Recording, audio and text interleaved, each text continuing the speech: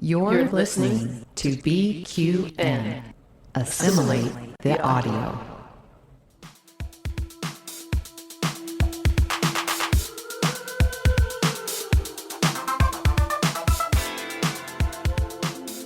Welcome, listeners and viewers, to another episode of All Good Things, a Star Trek Universe podcast here on BQN and the Fandom Podcast Network.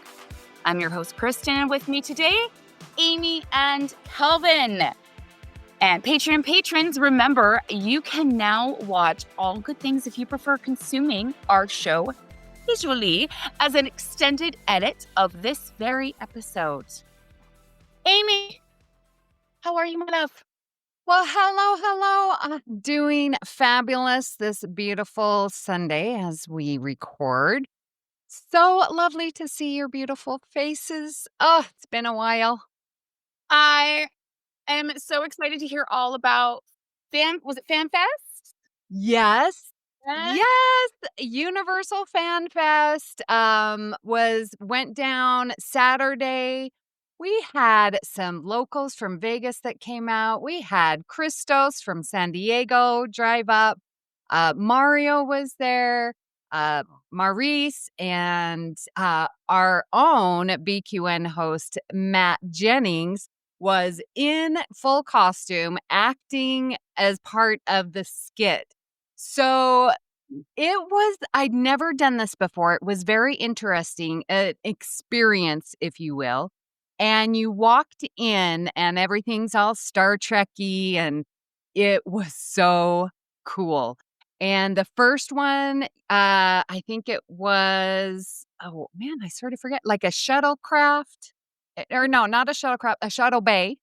Then we went into a sick bay, and then we went into engineering, and then we went into the bridge. And at each of those stops, the actors were there, and it was this, explosion and anomaly. And, so they were in character going through, and you got to touch things and stand by things. So I was in cosplay in the maroon Deanna Troi from season 2, 3, 4, 5 that she wears. So it was so much fun. And I just looped around. I would go out and get back in line and go again. Literally, that's like our Disneyland, right? Yes. That is worth standing in line for. And my favorite picture of yours by far was the one where you're holding your back in pain next to the blue tubs that fell on Worf in Ethics. So funny. I appreciated that. That is definitely a long-standing joke in the Trek community, those silly barrels that bounce. Worf, look out! What was it full of? Marshmallows? Anyway. Yes. So it just was so lovely seeing, the Trek people. They did have some nice swag there. I got this new coffee mug. Oh, there it is. Very nice. So, it just really enjoyable evening. They had a Corks bar and some lovely beverages. Oh, I love it. Yes. Amazing. And Kelvin, hello, my love. Hello, dear. I'm jealous at that experience, Amy. I wish it was just a little closer for us to get to. But what did I do last week? We had the Eurovision Song Contest a week later than it normally is. It's normally on my birthday weekend, but it was on the 17th of May this year. And one of the main reasons I love Eurovision, apart from all the camp of it all, is just the original idea that in the early 50s, when Europe was very, very fragmented because of World War II, they thought, let's have a singing competition to unite Europe, bring the countries together in healthy competition, and make a bit of fun. And that was the original idea. And I think it's very Star Trek. It's very Federation. And I love that. I mean, in 2025, the reality of whether that's what's happening now, because there is quite a lot of politics and scandal to it with, Israel being allowed to compete, given everything that's going on. Oh, So it's a little bit messy now, but all that aside, it was a fantastic week of live music, and it is the most watched TV show in the world, if you like, with millions and millions and millions of viewers all over Europe. And yeah, and Australia love it as well. Davey's always he was Yeah. at 5 a.m. to watch it.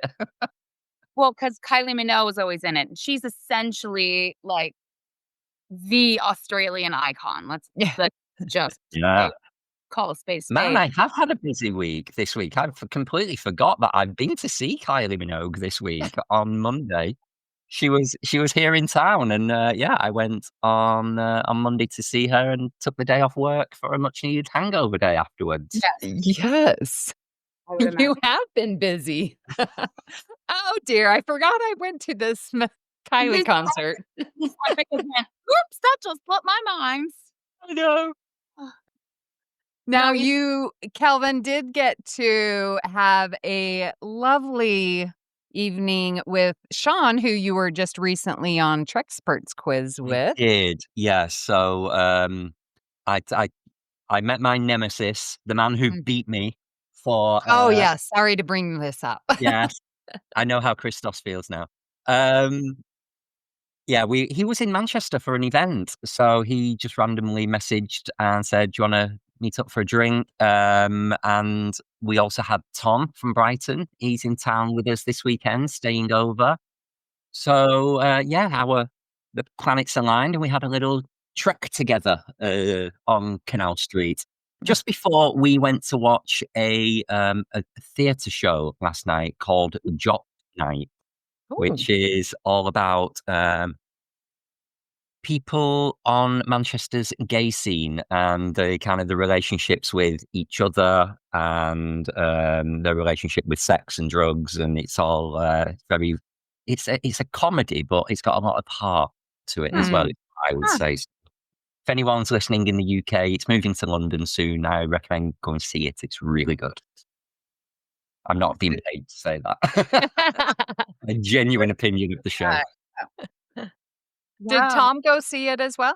He Or did. was that- Tom's, well, do you know Tom's That's job? what he does. He's a theatre reviewer. And Right. he So came I was out asking if he liked it. he was saying some of the acting was pretty ropey. And I was like, shut up, it was great. You know what? I always find myself erring on the side opposite to what a lot of critics say. Yeah. Especially because of the amount of like camp I do enjoy in my movies and TV. Let's be honest, like I find Star Trek V completely enjoyable. And that is not in alignment with any critic. So I do find that I don't agree with you at all. Yeah. Even a little bit. So well, let's move on to our new segment, Trek in the Strangest Places. So Amy, where has Trek found you in a strange place this week? You're gonna have to come back to me. I am unprepared on this. My apologies. I've got one. Yeah.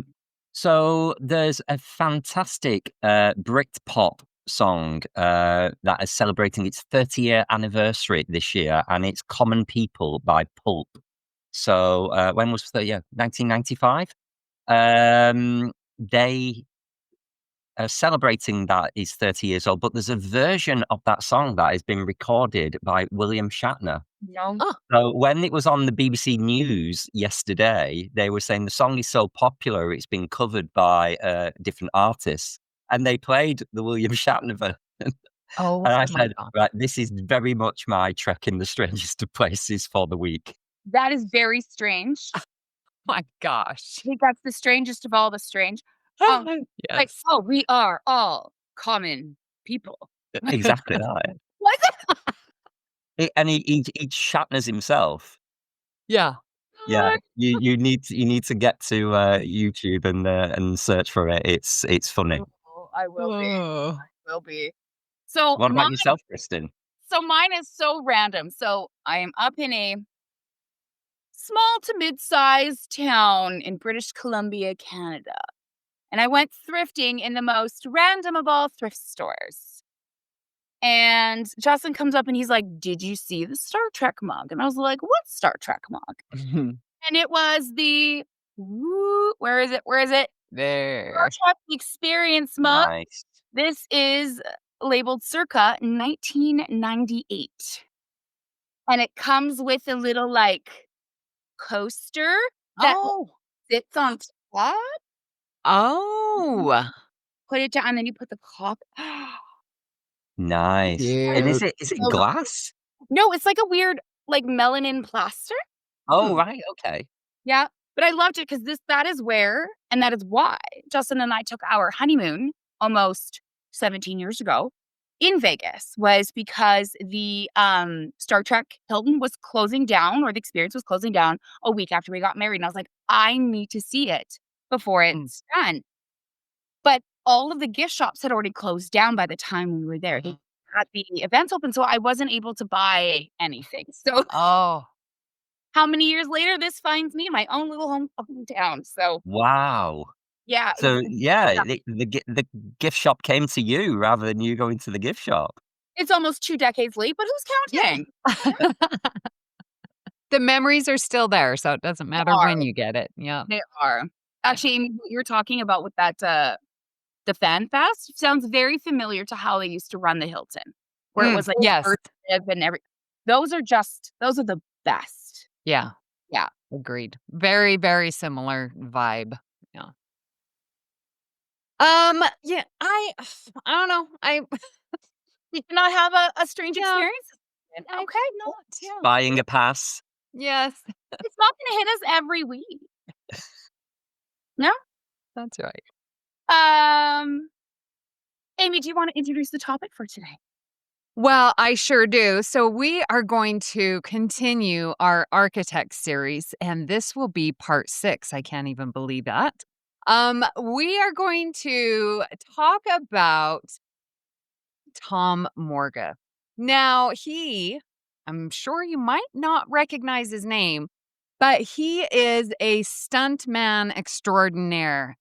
He has done many, many aliens, appeared in every Star Trek from 79 to 2005, including the motion picture, Next Generation through Enterprise, finishing with Nemesis.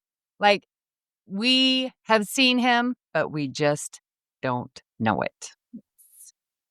Yes. So, Kristin, I'm curious because you were the one to put forth his name. And so tell us your relationship. How do you know about Tom Morga? I know Tom Oh, Morga through my obsession with Friday the 13th.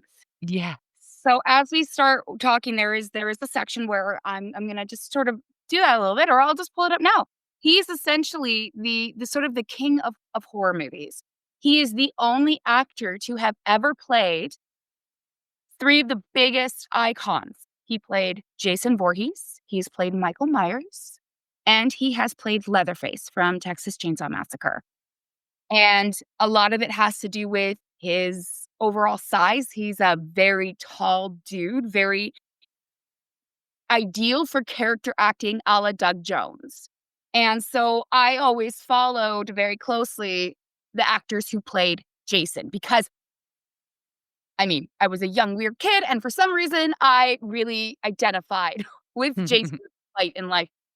And when I started doing more digging, I realized, holy moly, he has been also in the other big part of my life, which is everything Star Trek. So when I found that connection, I was so excited that someone has been such a big part of my life, literally behind masks the whole time, though. So when we were talking about, architects of Star Trek and what he's done, as we start to really pour through his resume based on his Trek appearances, I'm hoping a lot of the listeners today will go, "Oh, I had no idea." And there are some really unique stories that he tells about fun little snippets and little behind the scene things that really bring so much more life to stuff that I had no idea before. So I'm just absolutely thrilled to be able to give honor to somebody who has really been in the background. And when you look at his IMDb, the number of credits he actually has for Star Trek do not do justice for the actual impact he has had on the franchise. And I do take issue with that because they're the ones doing the work that a lot of other people will never touch or go near. So yeah, that is how I stumbled on Tom Morga. And thank you for letting me host him for our amazing Architects series. Yes. So you want to give us a little background? Who is Tom Morga? Who is Tom Morga indeed? Well, he was born on the 27th of November, 1941. Oh, war baby. And he is from Burbank, California. So Tom started his stunt work in the mid-1970s. He completed his undergraduate degree in biology from Humboldt State University and then went on to work in the forestry service. What's the forestry service? So, yeah. Which I find so interesting. And I listened to a little bit of the podcast that he had done just to get to know him. And yes, so he was in biology and he liked to work with his hands and just like be out in the environment. Wow. And so he was going to go work for, the government forestry services and that's where he got started. But then he's like, well, come, put out these fires. And in California, there's always a lot of fires. But he was like learning how to fall and from trees. And that's where he's like, well, I could do this. Yeah. And it's really interesting. Like his first part in a movie was in, I'm guessing, sort of a PSA where he was just putting out a fire. And he's like, I kind of like this. I kind of like being on film. Yeah. Isn't it interesting how one thing in life leads to another? So a complete trajectory and expectation to do one thing that happened to lead itself into something completely different because it had similar skills, transferable skills. Right. Wow. Like I now know what forestry is. Yeah. I know a lot of times sets will bring people on as like advisors when they're doing specific roles. Like police shows will have cop advisors, and even Star Trek has like science advisors. But he came in as a I put my life at risk every day advisor, just doing the work. So, he started doing stuntmen back in 1975, and some of the bigger movies that he started in were The Man from Atlantis, Airport 77. And then in 1985, he was in a movie called Remo Williams, The Adventure Begins. Never heard of that movie, but it was apparently alongside a young Miss Captain Janeway, Kate Mulgrew herself, who played a big military major. Oh. So how many years before he ever did anything on Voyager, he knew Kate Mulgrew. And worked with her. Wow. Her on set. And I love this. It's almost like, you ever play that game 6 Degrees of Kevin Bacon? Yeah. It's like 6 Degrees of a Star Trek actor, right? Yeah. They're everywhere, and it's amazing. It's a small world. It is. And then more recently, he was part of the team that won a Taurus Award, which is essentially the Oscars for stunt performers. And he helped design the Wheel of Fortune fight scene on the Pirates of the Caribbean Dead Man's Chest. So it's the scene where they're on the thing and then it's rolling and they're fighting while it's rolling. Tom was part of that team. Wow. So that was recent what he's done. Interesting. Yeah. And he's still with us. And Tom, if you happen to stumble across this, hit your girl up because I would love to chat with you in real life or online, I guess. Yeah. and just because when I was listening to interviews and reading about him, I have so many questions. Yes. But anyway, so the first place he started in the world of Trek was the motion picture. So, Amy, do you want to talk a little bit about what he did in the motion picture? Yeah. So again, as you mentioned, because of his stature, he was asked to come down for the motion picture because he looked like Leonard Nimoy. So he was Nimoy's stand-in. So however, temperatures get a little warm and he almost cooked to death in his spacesuit during filming. And he was the first person to be put in the reimagined Klingon prosthetics. Um, he went to work early, make sure that the department needed a stand-in model to practice on, and he was the right size, right place, right time, and it's that size. And he has done like molds of heads, and he's just the stand-in for that. So it's like he's a stand-in and a stunt person. Yeah. I love when he was talking about how they put the prosthetic on him, right? So they mold it to him. And he was saying the first thing they do is they glue it inside your nostrils and then lay it down from there. So the entire thing is literally anchored inside your nose, which must be very uncomfortable. Yeah. But he still has the mold that he used in the 1979 movie. Wow. So he's the first person to have Klingon ridges. Yeah, he said that there was, a group of them going in and he just happened to be the first one on set. So here we go. Little did he know, right? And when you're watching that movie and you just see Spock flying through that is Tom in that spacesuit on those wires. And yeah, apparently it got real hot. Yes. Wow. And I can only imagine. I mean, the lights, and then what were those suits made out of? Yeah, I could imagine those would get crazy flustering. That's where he started.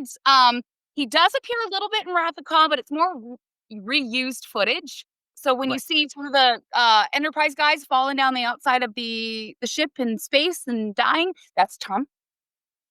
Oh, I wonder what that's reused from. I don't know. Because I can't place that in the motion picture. No. Well, maybe they cut it from the motion picture. Maybe. Yeah, good point. Yeah. Maybe they chose not to use it there, and they're like, "We'll do this again. We'll find something for it." And then he was also. Oh, sorry.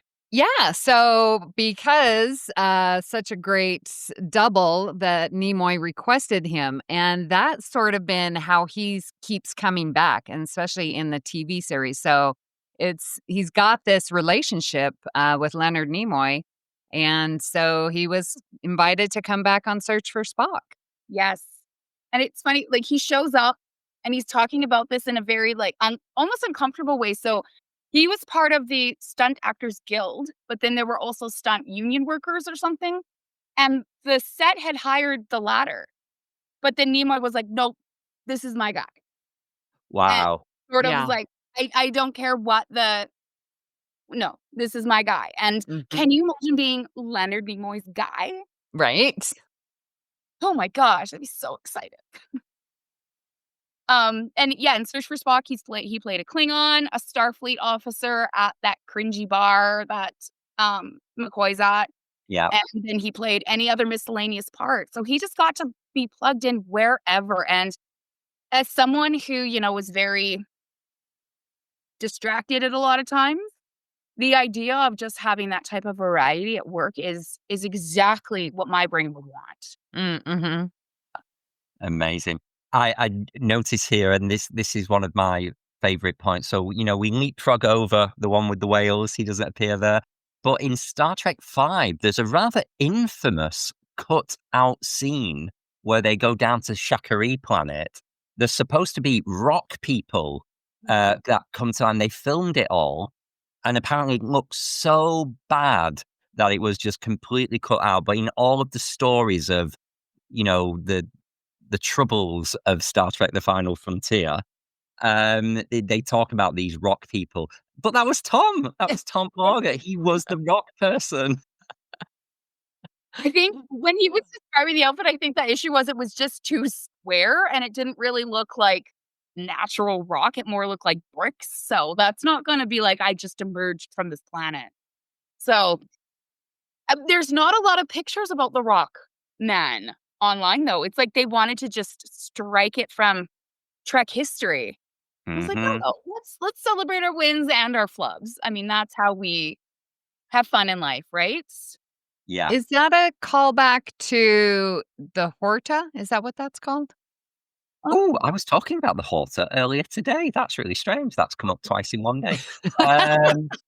The Horta was a silicon-based life form, I seem to Oh, remember. okay.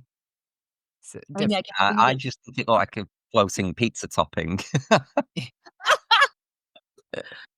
Oh, Visiflex.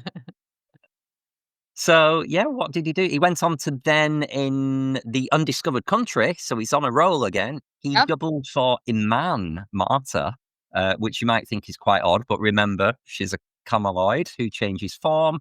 And there's a scene where Marta plays this big grizzly monster in the mines, where she famously says, "They don't take girls." And yeah, that was Tom too. That was Oh, yeah.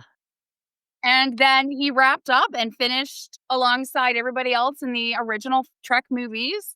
And he played a Reman on Nemesis. As again, he physically just fit the physical need that they had. And this leads us really nicely into when he started in TNG season 1. He was there because while Final Frontier was filming, he was already at work on TNG. And this was a really easy move. He was already known and loved within the Trek community and family. So when they started, they didn't have a coordinator. So Morga's friend got hired and immediately took Morga along with him to fill all of the needed stunt and stand-in roles. So we have a few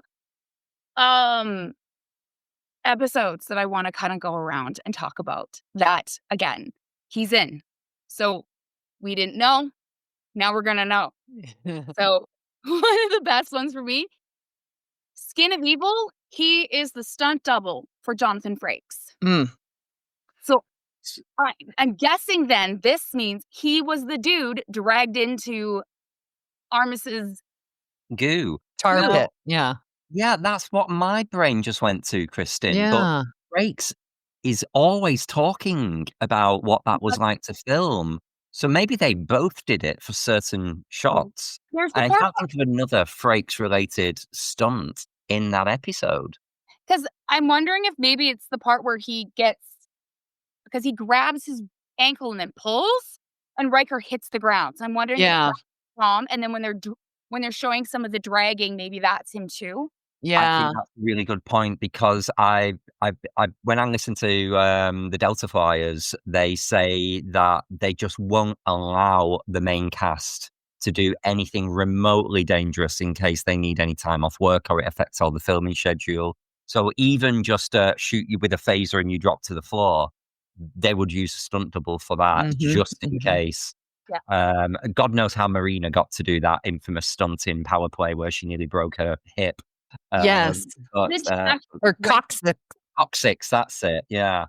But most of the time, for the most minor of fall or even heavy lifting, they would get a stunt double. Yeah, and Marina was in on the 2 moons, where the the everything's sleeping. Night Yeah. terrors. Yes, night terrors. Yeah. Yeah. Yeah, Yeah. she was on the harness doing that.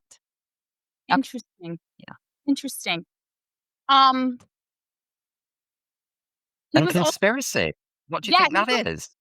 I can't place what he would have done in Conspiracy, but that's It again might have been the 100% fight scene. Yeah, with Yeah, the fight with admiral, the the high kick. admiral. Yeah. Oh, Yes, because that doesn't really look like Riker. I know what it is. It'll be the bit so he kind of elbows him in the back and then he stacks it through a glass table. A Yes. glass table. Yep. Yeah, that'll be Tom. that would be Tom. And you know what? Yes, if you watch it very slowly, you can definitely tell that it's not Jonathan Frakes. But I find that I've been watching it all these years, and I had no idea that was a stunt person. Yeah. So I think that Tom really made a good Leonard Nimoy, but then he also made a really good Jonathan Frakes. Yep, for sure. I think we're getting to learn he made a really good everything. Yes. When we get to Species, oh my God, he's been in every makeup, and the big aliens as well, the big popular ones. Trying not to be jealous about everything he's got to do. Like, it's just so amazing. One of my favorite episodes as well, he was in Schisms. And he was floating Riker. That got taken into the subspace portal. When he's talking about how to catch that film is he essentially had to stand really, really tall and stiff.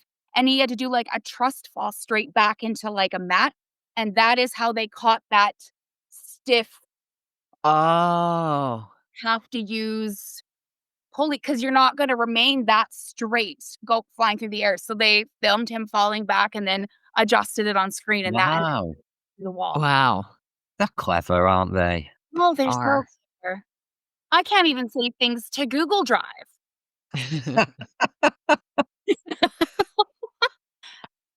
And then he was in Cupid, which is just an excellent episode.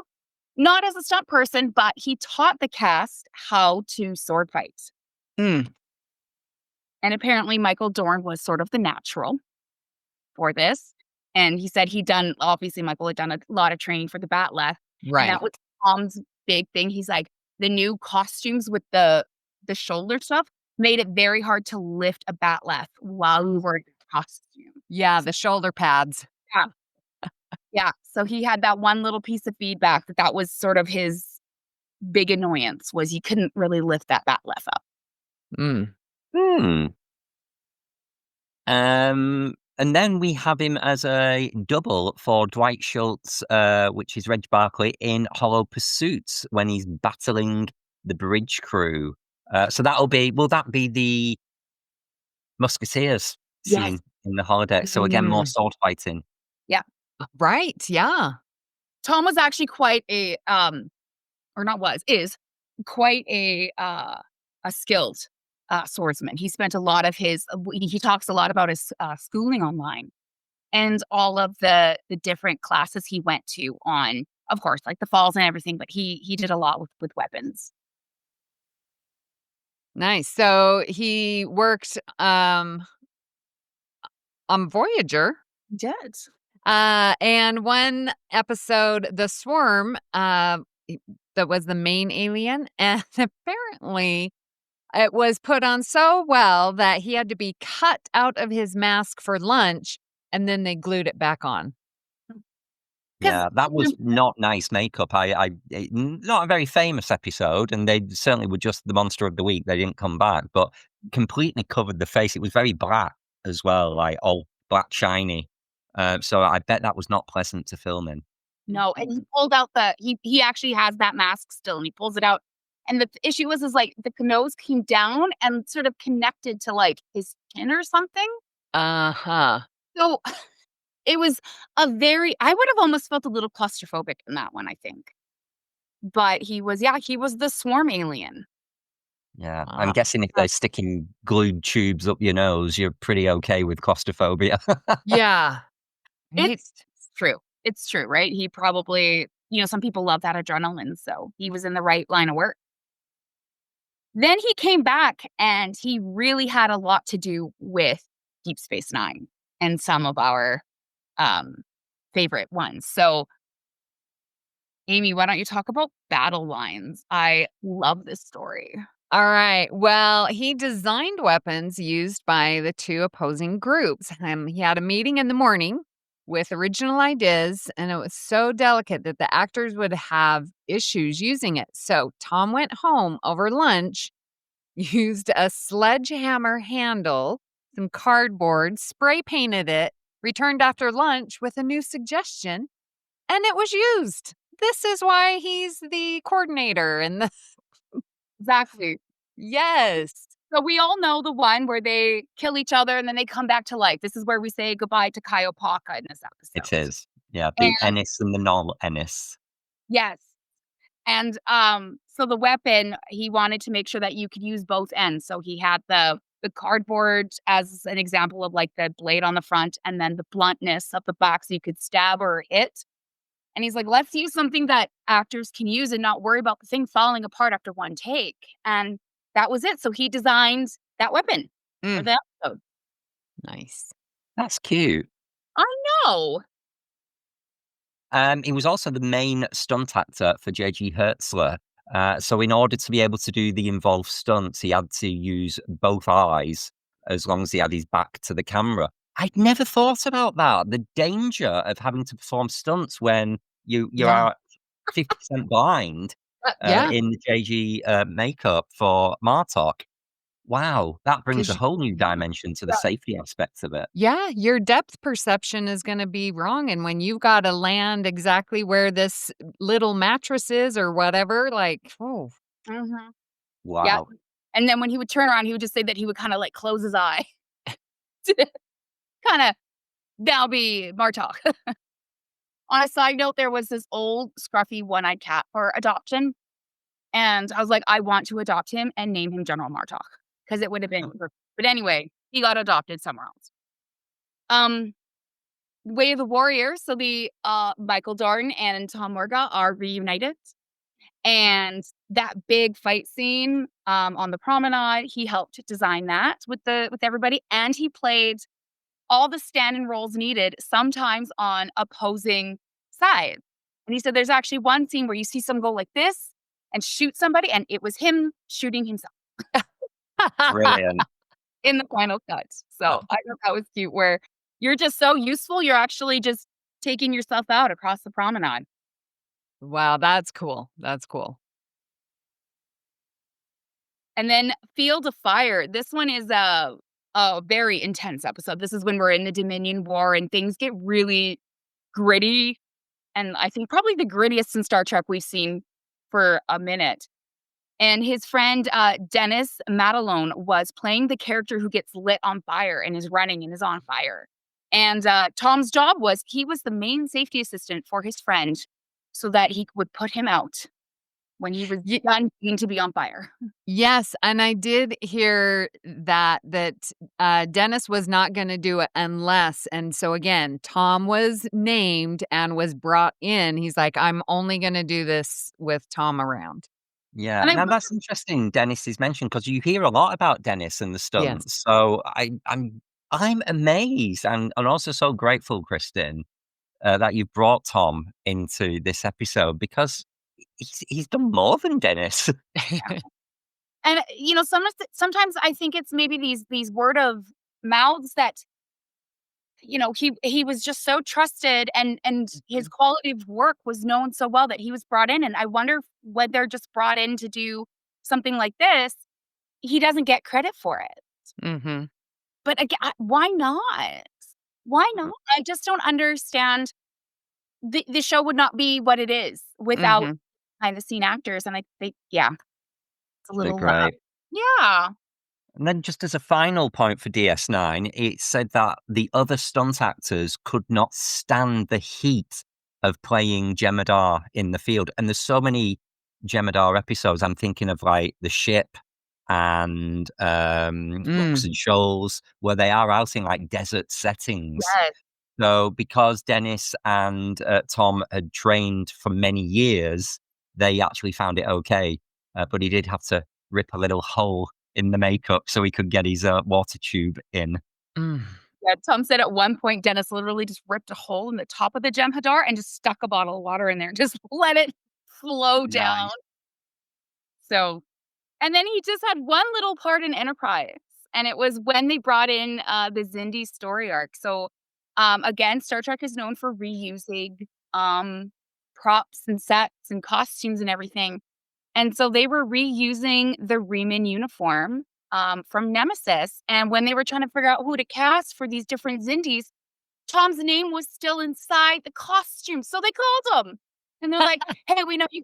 Can you come in and be a Xindi? And he's like, yeah, I'll be right there. So, can we just check? You've not gained or lost a significant amount of weight, have you, since we last used you in this costume? I was like, what? Again, I love these types of stories where he was just, it sounds like he was just a nice guy to work with. People appreciated him, and he was just consistently in the right place at the right time. And he was willing to do what needed to be done. And I just think it's really great. And then when it comes to, the number of aliens he's been. So, quick little list of a portion of them, because these are just of the main aliens. These aren't the one-offs that he played. He has been a Klingon, Borg, Kazon, Jem'Hadar, a Bajoran, a Cardassian, a Romulan, a Remus, a Xindi, and then boring old humans as well. Yeah.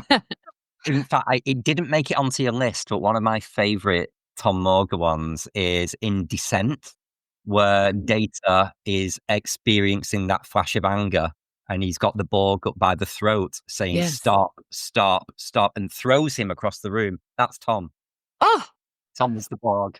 oh, love that scene. There were so many questions I have for him. I wanted to glean all the information because he's had such a unique career path compared to some of the other actors that we know. But let's wrap up a little bit here. So what are some of our our final thoughts on Tom? Kelvin. Well, I'd just like to make it akin. When you talk about the variety of roles in Star Trek, everybody goes to Vaughn Armstrong or Jeffrey Combs, and it's that, it's a joke almost of how many characters they played. They've got nothing on Tom Morga.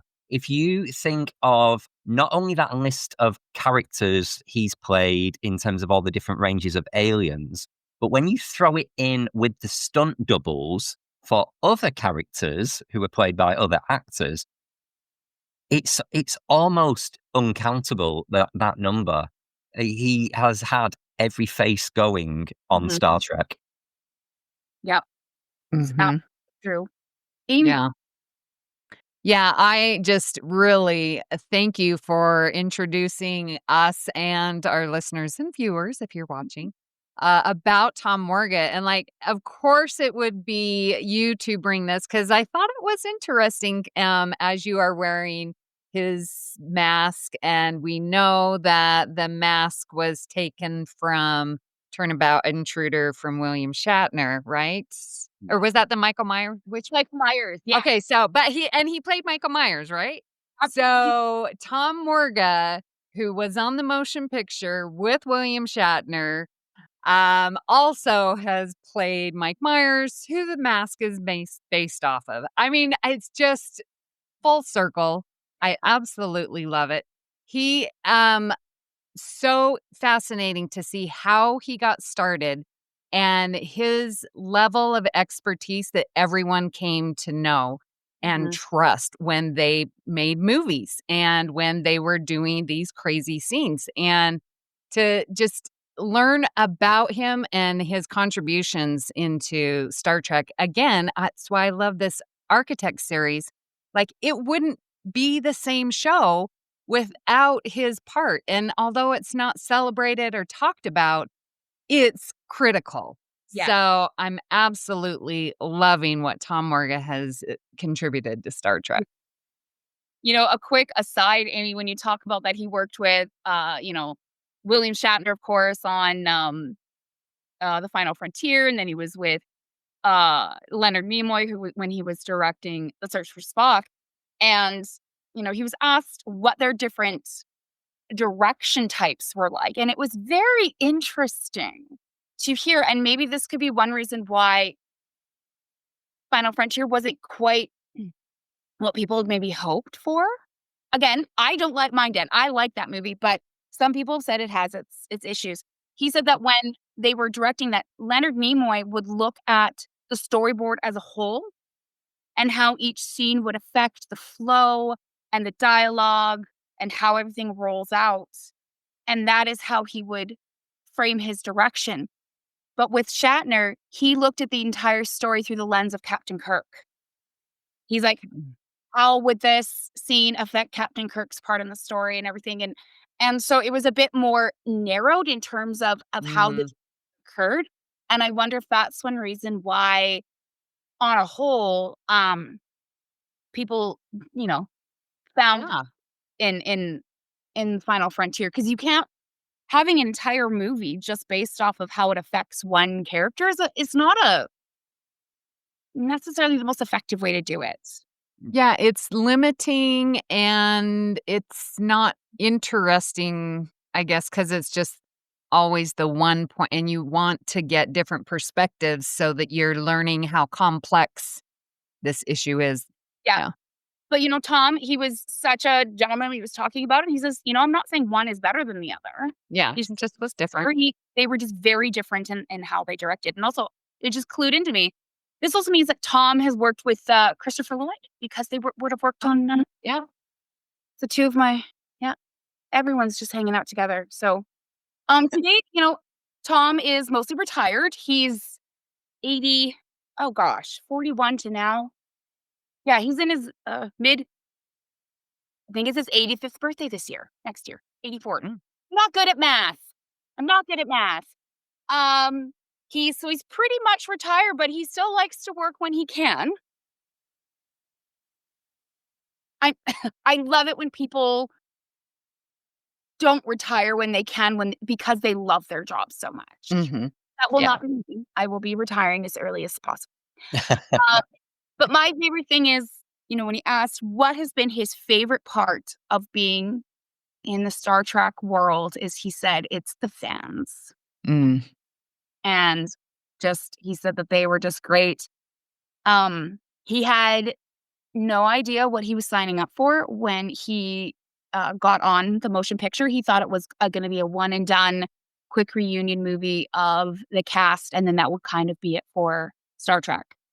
But that was just the restart of years and years and years of work for him. Because 79 to 2005, so that's 26 years that he spent as part of this franchise, while doing so many other things. I mean, when you look at the movies he's been a part of, Ghostbusters was one of the other big movies that he did. He was in Turner and Hooch. I mean, there's just so much. And I think this really shows how, stunt people and those who kind of exist sort of behind the scenes, they really do deserve more credit, to be celebrated more.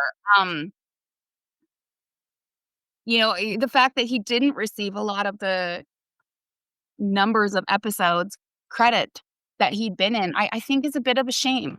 Mm-hmm.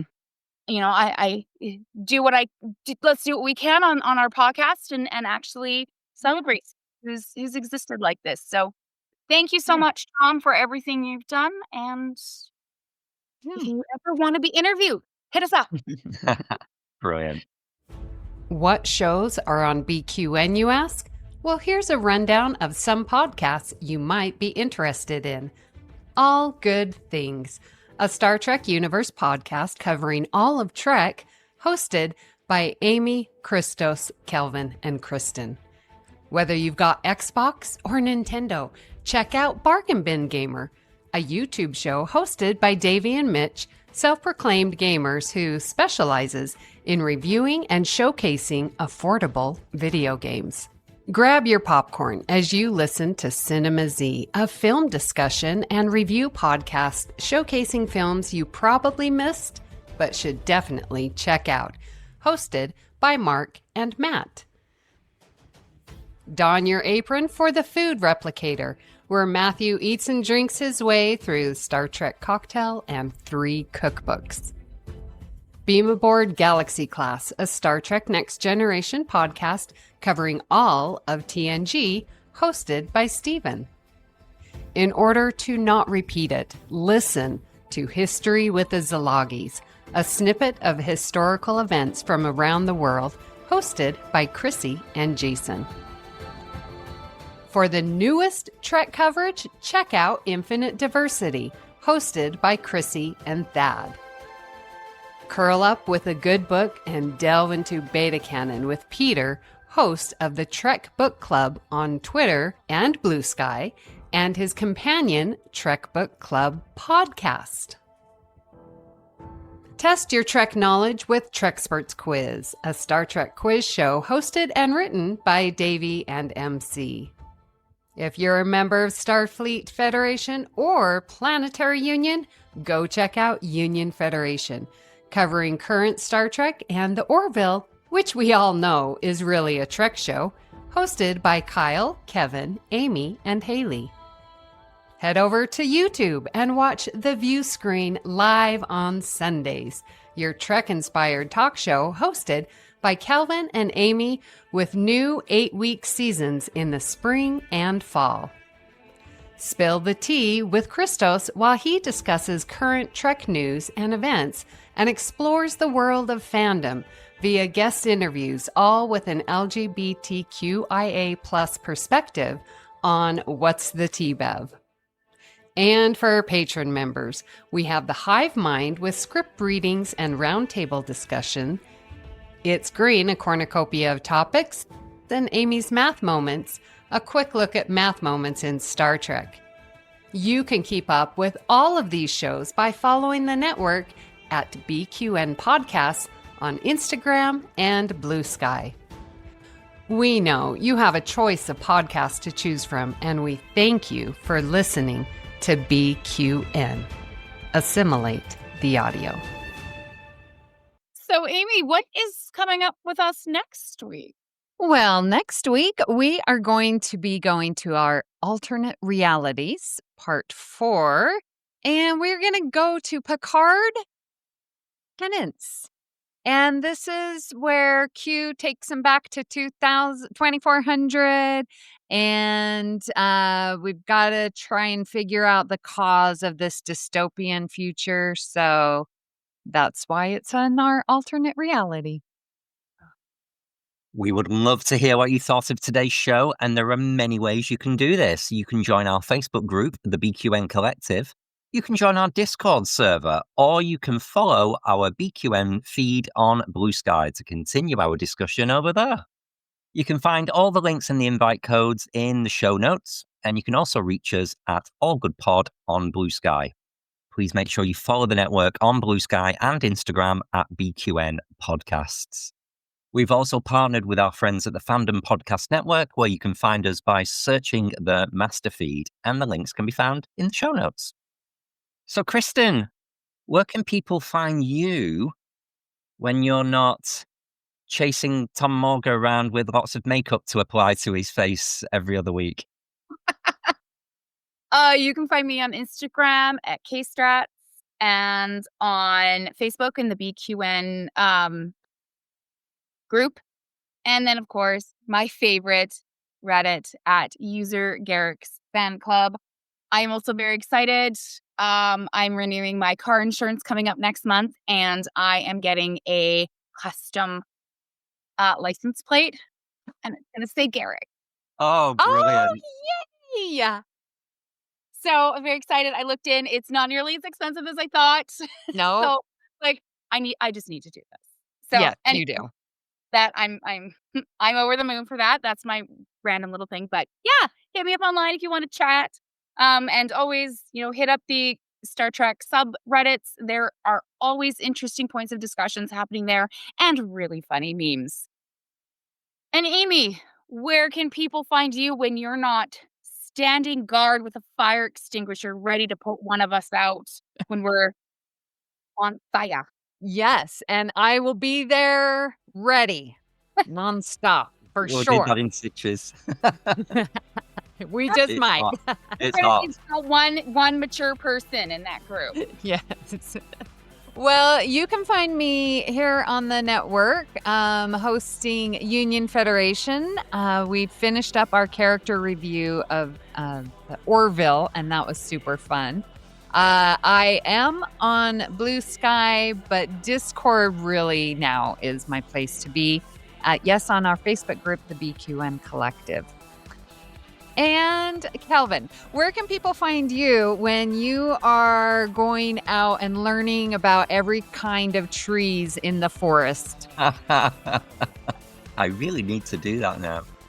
Interestingly, we call them tree surgeons here in the UK, which I think is pretty cute. So anyway. But when I'm not being an honorary tree surgeon, you can find me on most of the socials at Kelvin's Timeline, or you can just come and find me in the BQN Collective Facebook group, where I'll be commenting and liking all of your post memes and stuff in there. It's a lot of fun. If you'd like to help us keep our shows coming to you each week, you can become a patron of the network on Patreon. For just $1 a month, you can join our Let's Fly reaction show, script readings, and enjoy our special patron-only shows of It's Green and Amy's Math Moments, as well as having exclusive access to our video version of All Good Things. Visit patreon.com/BQN to get all the details and watch your messages.